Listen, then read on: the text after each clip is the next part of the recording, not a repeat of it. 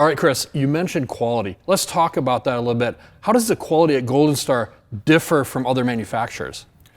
So to keep our quality high, one of the things we do is we'll send an entire vehicle over to our manufacturing facility.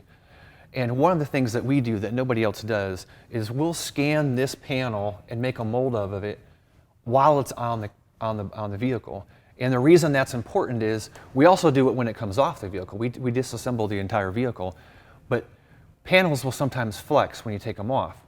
So we compare the two to make sure that the panel that we're making and the molds that we make are true to what it is on the vehicle. So you get the best fitment, just like an OE piece.